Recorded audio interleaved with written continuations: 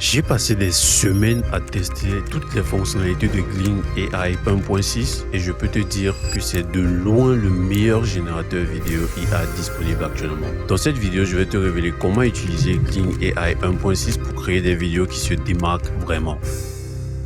Dans ce guide complet, tu vas découvrir comment créer une vidéo cinématique à partir de simples descriptions textuelles. La technique secrète pour animer n'importe quelle image statique avec des mouvements naturels. Comment utiliser la nouvelle fonctionnalité Elements pour créer des personnages cohérents. Et la méthode pas à pas pour faire parler tes personnages avec la synchronisation labiale parfaite. Déjà, quelque chose que je trouve assez intéressant avec Gling AI, c'est que tu as 66 crédits gratuitement chaque jour quand tu te connectes sur Gling AI et c'est largement suffisant pour créer 6 à 7 vidéos quotidiennes sans dépenser 1 centime. Donc pour commencer, tu vas te rendre sur glingai.com. L'interface est assez intuitive et très bien organisée. Même si tu n'as aucune expérience technique, tu vas pouvoir facilement naviguer sur Gling AI. Le premier cas d'utilisation que nous allons explorer, c'est la création de vidéos à partir d'un texte. C'est parfait si tu n'as pas d'image de référence et tu veux créer quelque chose de complètement nouveau. Donc pour le retrouver, tu vas tout simplement venir ici sur la page d'accueil AI vidéo, tu vas cliquer dessus et directement ici tu vas aller sur texte,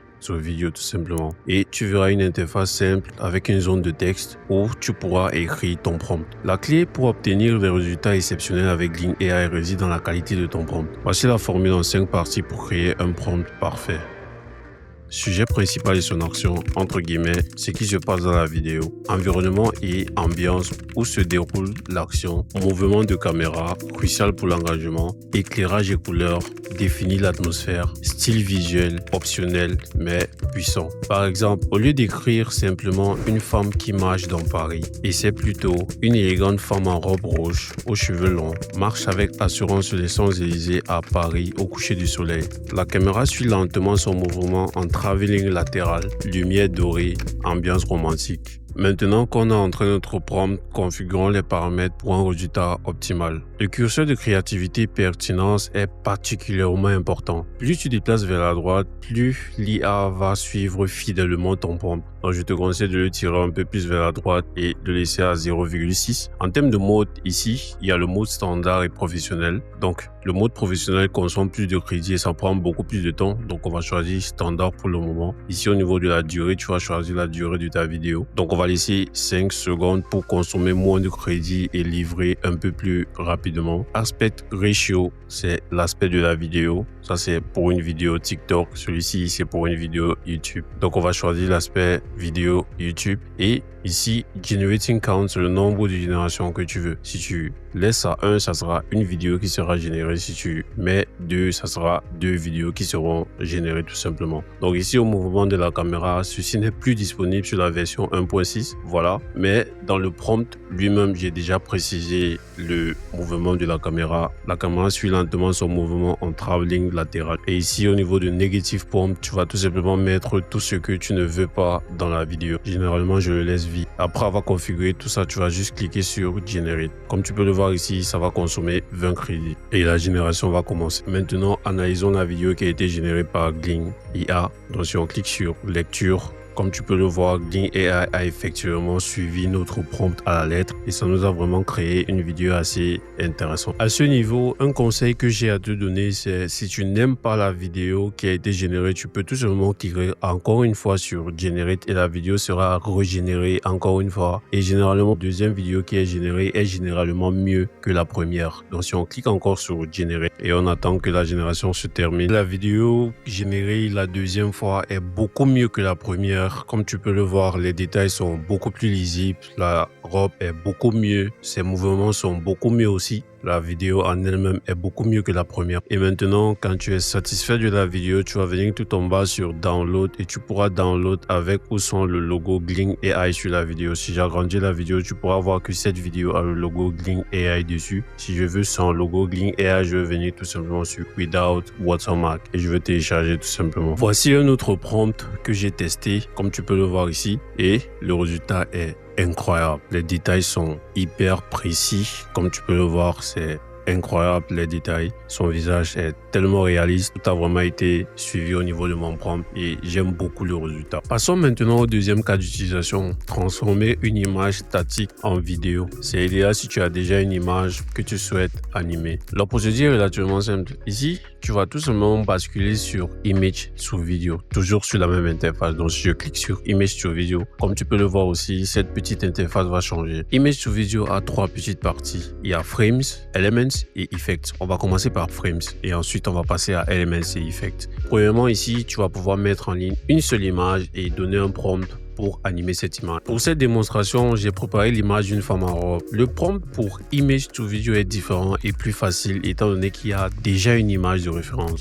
Voici le prompt en deux étapes. Sujet plus mouvement, arrière-plan plus mouvement. Donc ici, il y aura le sujet et son mouvement, le sujet dans la vidéo et son mouvement. Ensuite, l'arrière-plan et le mouvement de l'arrière-plan. Et bien sûr, le mouvement de l'arrière-plan ici est optionnel. Pour télécharger l'image, je vais cliquer ici. Ensuite, je vais retrouver l'image et je vais cliquer sur Open. Ensuite, ici, au niveau du prompt, je vais mettre le prompt suivant. Une femme vêtue d'une somptueuse robe regarde brièvement la caméra, puis détourne le regard avec un air effrayé. La caméra zoome lentement sur ses yeux. Comme tu peux le voir, j'ai juste pas ajouté la caméra fait un zoom, mais j'ai précisé sur quoi la caméra doit faire le zoom. Comme tu peux le voir, le zoom est lent sur ses yeux. Et si tu cliques sur Get Inspiration, si tu n'as aucune idée des mouvements de caméra, ici tu pourras avoir un avant-goût. Comme tu peux le voir ici, il faut connaître l'anglais. Si tu connais pas l'anglais, tu peux utiliser Google Traduction pour traduire ces prompts. Voilà, ces prompts sont des prompts de mouvements de caméra. Comme tu peux le voir ici, il y a plusieurs mouvements de caméra. Dans mon cas, tu peux aussi les ajouter directement dans le prompt. Comme tu peux le voir ici, caméra zoom lentement sur ses yeux. Donc, tu vas garder les mêmes paramètres qu'on a eu dans le précédent et tu vas défiler tout en bas et tu vas cliquer sur Generate. On a ici notre résultat. Donc, si on clique sur Jouer la vidéo, comme tu peux le voir, c'est incroyable. L'IA a parfaitement respecté l'esthétique de l'image originale tout en y ajoutant le mouvement naturel et fluide. Comme tu peux le voir ici, un mouvement lent, donc un zoom lent et ses yeux sont beaucoup plus en priorité tout simplement. Si comme j'ai dit précédemment, si tu n'es pas satisfait de la vidéo, tu peux tout simplement cliquer encore une fois de plus sur Generate et tu auras un meilleur rendu de la vidéo. Maintenant, nous allons explorer la fonctionnalité la plus puissante de Glean AI. Cette fonctionnalité s'appelle Elements. Cette fonction te permet de combiner plusieurs images pour créer une vidéo cohérente. Pour accéder à cette fonctionnalité, tu vas juste aller encore une fois de plus dans Image to Video. Ensuite ici, tu vas choisir Elements tout simplement. Donc tu vas basculer de Frames à Elements. Comme tu peux le voir, cette fonctionnalité te permet de télécharger jusqu'à 4 images différentes. Maintenant, voici comment structurer ton prompt pour Elements. Tu vas décrire le sujet principal, préciser comment il interagit avec les autres éléments et décrire l'action et l'environnement. Pour cette démonstration, j'ai préparé l'image d'une planète étrangère et l'image d'une astronaute. Donc, comme tu peux le voir, j'ai ajouté l'image de l'astronaute femme et l'image de la planète étrangère. Et dans le prompt, tout ce que j'aurai à entrer, c'est une femme astronaute marche sur une planète rouge. Comme tu peux le voir, j'ai décrit le sujet femme astronaute et j'ai décrit l'environnement planète étrangère et j'ai décrit l'action qui est marche. On va garder les mêmes paramètres qu'on a utilisés précédemment et on va cliquer sur Generate. Et voici notre rendu. Si tu remarques que les saturations de couleurs changent dans ta vidéo, tout ce que tu auras ajouté dans ton prompt, c'est Muted Colors. Tu vas juste mettre dans ton prompt Muted Colors et les couleurs et les saturations seront uniformes tout au long de ta vidéo. Pour ce nouvel exemple, j'ai ajouté 3 personnages, j'ai ajouté 2 créatures et l'astronaute et j'ai maintenu mon arrière-plan qui est la planète étrangère et j'ai écrit mon prompt. La femme astronaute et les 2 créatures marchent sur une planète rouge. Muted Colors. Précédemment, quand j'ai généré sans préciser Muted Colors, les saturations ont changé tout au long de la vidéo. Donc, j'ai ajouté Muted Colors pour maintenir les saturations uniformes de la vidéo et voici le rendu.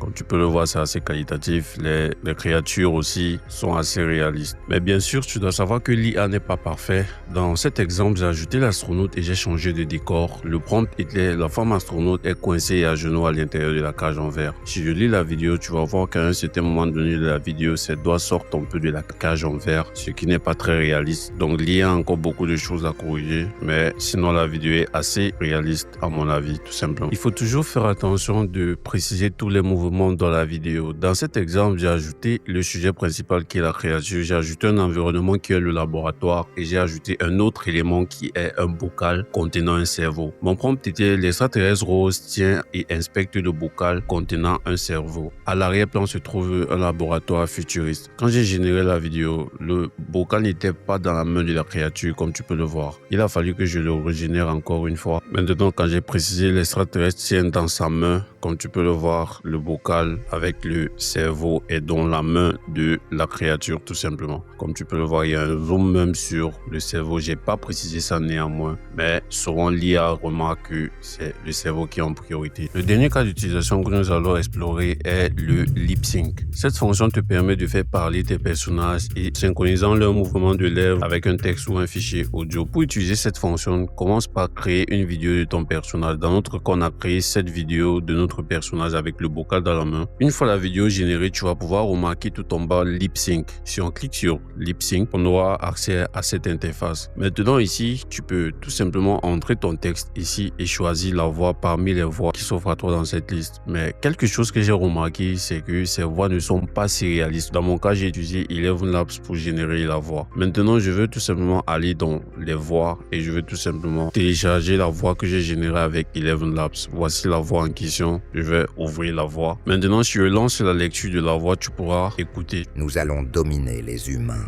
Tu peux constater que j'ai généré cette voix en utilisant Eleven Labs et comme tu peux le voir, la voix c'est 2 secondes. Il faut faire très attention d'utiliser une voix qui est égale ou alors moins que la durée de la vidéo en question. Dans mon cas, la durée de la vidéo c'est 5 secondes et la voix c'est 2 secondes. J'ai déjà ajouté la voix en question et je vais tout simplement cliquer ici sur générer. Et si on lance la lecture de la vidéo pour avoir notre rendu, nous allons dominer les humains. Pour avoir que c'est assez intéressant. Donc nous allons dominer les humains. Comme tu peux le voir, la parole. Nous allons dominer les humains. Ouais, ça c'est intéressant, c'est très bien même. Tu peux voir que la durée de la synchronisation a juste pris 2 secondes. Tu peux jouer avec ça et générer des voix qui prennent plus de temps, mais tu peux générer des vidéos qui prennent beaucoup plus de temps, par exemple 10 secondes et ajouter une voix par exemple de 4 secondes, 5 secondes, 6 secondes. Autre chose qui est relativement cool, c'est utiliser toutes les vidéos que tu as générées pour créer un film. Tu vas tout simplement ajouter toutes ces vidéos dans CapCut et tout simplement tu pourras créer un film qui est assez intéressant. Dans mon cas, voici le film que j'ai créé.